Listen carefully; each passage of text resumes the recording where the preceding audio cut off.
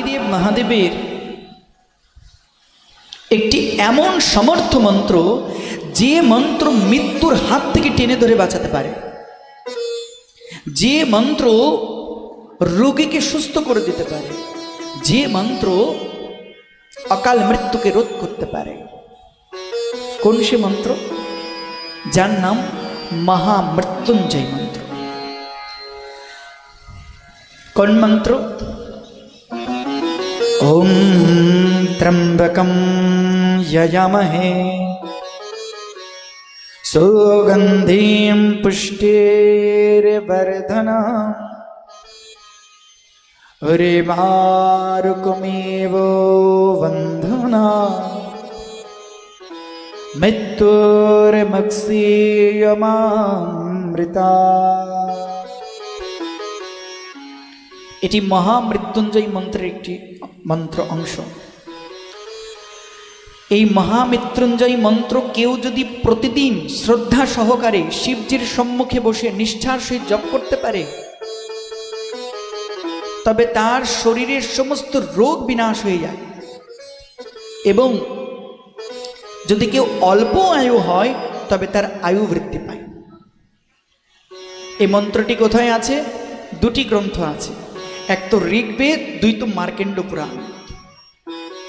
এই মন্ত্রের সঙ্গে না একটি ঐতিহাসিক সত্য ঘটনা লুকিয়ে আছে। কি ঘটনা? মহর্ষি মৃকণ্ডু এবং তার স্ত্রীর নাম মরুদ্বতী, তাদের কোনো সন্তান ছিল না। তো দেবাদিদেব মহাদেবের তপস্যা শুরু করেন। মহাদেব প্রসন্ন হয়ে তাদেরকে একটি সন্তান প্রদান করেন। কিন্তু সন্তান তো লাভ করলেন, মৃকণ্ড ঋষি তিনি পুত্রের কুষ্ঠি বিচার করে দেখলেন এ পুত্র তো অল্প আয়ু, বাল্যকালেই ওর মৃত্যু যোগ আছে। কি করে পুত্রকে বাঁচাবেন? পুত্রের নাম রাখলেন জন্ম হওয়ার পর মার্কেন্ডেয়। মার্কেন্ডকে বললে, বালক শোনো, তুমি প্রত্যেক দিন দেবাদিদেব মহাদেবের সম্মুখে বসে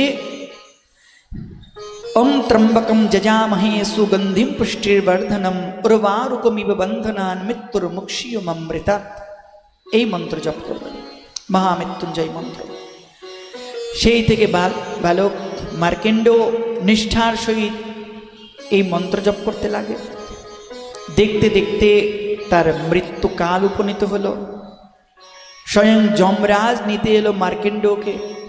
কিন্তু মহামৃত্যুঞ্জয় মন্ত্রের এমন শক্তি যে মার্কেন্ডকে স্পর্শ করতে পারল না যমরাজ। যমরাজ প্রণাম করে ছেড়ে রেখে চলে গেলেন। আর এই মন্ত্র জপ করবার ফলে মার্কেন্ডেয়ের তার আয়ু বৃদ্ধি লাভ হয়ে গেল। তার যে মৃত্যু যোগ ছিল, মৃত্যু যোগ কেটে গেল। পরবর্তীকালে সেই মার্কেন্ড, যিনি মার্কেন্ড ঋষিতে পরিণত হলেন, তিনি একটি পুরাণ রচনা করেছিলেন যার নাম মার্কেন্ড পুরাণ। ঋগ্বেদের এই মন্ত্রটি তিনি মার্কেন্ড পুরাণ রচনা করবার সময় এই মন্ত্রটি তার মার্কেন্ড পুরাণ লিপিবদ্ধ করেছিলেন। তাই এই মন্ত্রটি ঋগ্বেদ এবং মার্কেন্ড পুরাণ দৃষ্ট হয়। তাই দেবাদিদেব মহাদেবের এই মন্ত্র যদি কেউ শ্রদ্ধা সহিত মহাদেবের সম্মুখে বসে কেউ জপ করতে পারে, তবে তার অকাল মৃত্যু হরণ হবে, তার আয়ু বৃদ্ধি পাবে, দেহের সমস্ত রোগ বিনাশ হবে। সঙ্গে সঙ্গে দেবাদিদেব মহাদেবকে একটু হরিনাম মহামন্ত্র শুনিয়ে দিও। তবে মহাদেবের এই মন্ত্র জপ করতে গিয়ে তোমার যদি কোনো ভুল ত্রুটি হয়, তো নাম প্রভুর করুণায় সেই ত্রুটি মার্জন হয়ে গিয়ে তুমি মহাদেবের কৃপায় রাধা গোবিন্দের চরণের দাসে পরিণত হয়ে যাবে। বলে দেবাদিদেব মহাদেব কি জয়।